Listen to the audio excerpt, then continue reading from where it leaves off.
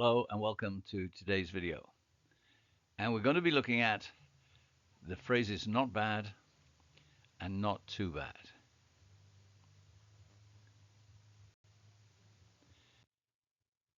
The first thing to say is that these two phrases are two of the most confusing sayings in the English language. And my best advice to a non-native speaker of English is don't use them. But if you're talking to native English speakers, particularly from countries strongly influenced by England more than America, you need to know it because it's used quite a lot. I'm talking mainly about people from Britain, Canada, Australia, New Zealand, South Africa, and India. And it's only used when speaking, very rarely in writing. So, what's the problem? The problem is that it can mean different things depending on the way the speaker says it. At the bottom end, it can mean not really bad, but not very good either. Below average. Maybe you got 40% in your exam. Often the speaker will say, before saying it. It's like he's thinking how to tell you it's bad without upsetting you. The word bad is often made a bit longer, like bad. Sometimes they will say not too bad, meaning it's bad but not extremely bad.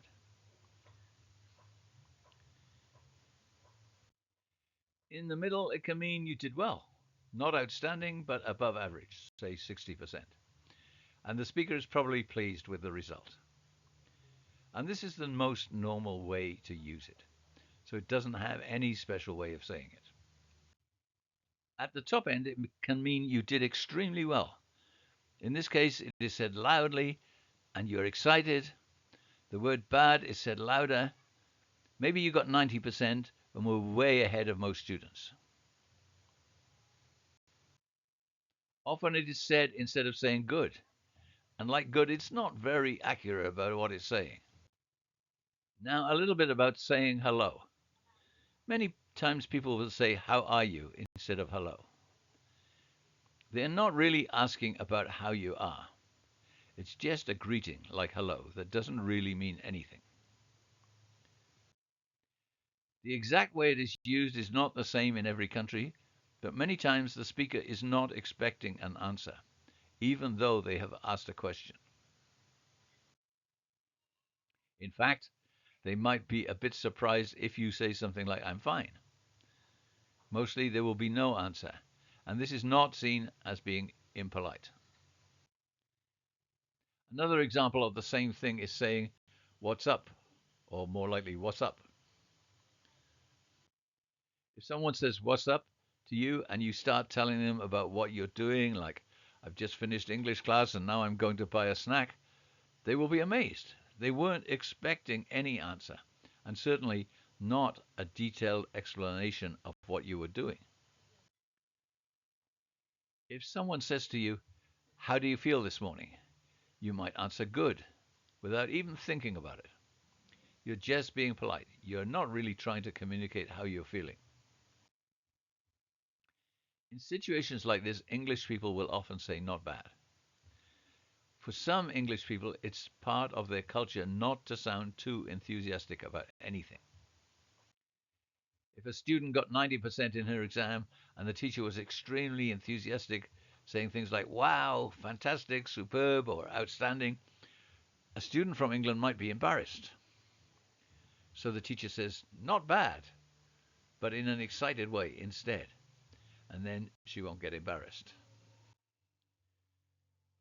People often say not bad in answer to questions about the weather.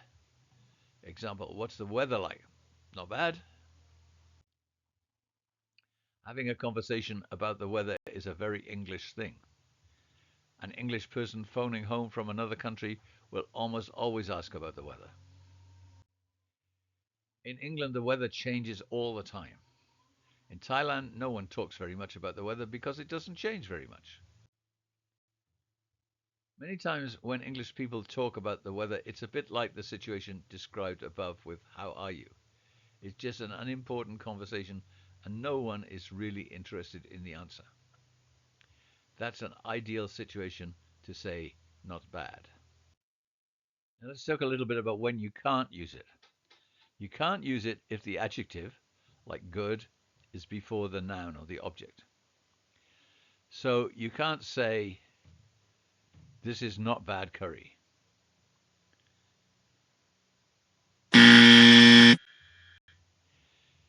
You have to say, this curry is not bad. Now, being non-committal. To commit means to decide on something and confirm to someone else that you want to go ahead. So it follows a decision. It's like saying, I'm in. I want to be part of this. Being non-committal means making sure you don't commit. And many public announcements and company announcements are deliberately non-committal. Journalists often ask business people and governments very direct questions. For example, they might ask Donald Trump, will you continue to support Ukraine against Russia? He might not want to answer that question right now. So he might give a non-committal answer, like, we review our support for Ukraine all the time. He's not answering the question and is leaving room for the USA government to continue or not continue, whichever it decides in the future. Words like not bad are ideal for this situation. They are very non-committal, and as we said at the start of this video, they can be interpreted many different ways depending on how they are said. The effect of that is that if you see them written down on a website or newspaper and you don't know how they were said, you have no idea what they mean. And that was the speaker's intention because he doesn't want to answer the question. Imagine a mother in hospital and very sick, but she doesn't want to worry her children when they visit. When they ask her how she is, she will say, not bad, or not too bad, which doesn't tell them much.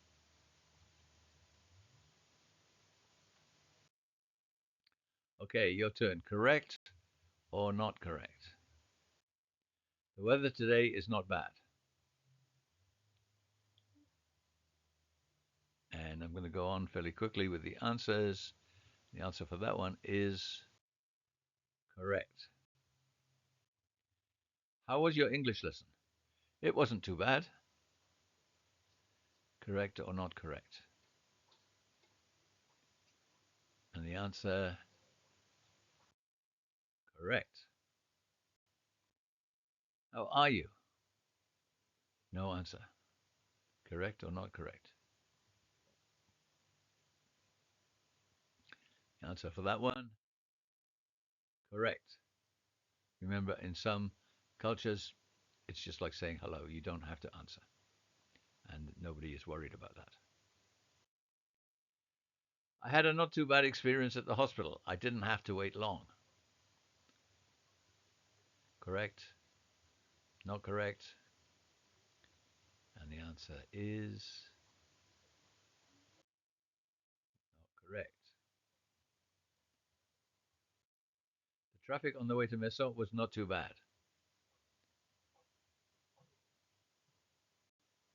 And that one is correct.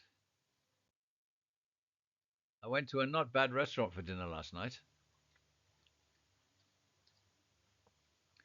And that one, not correct.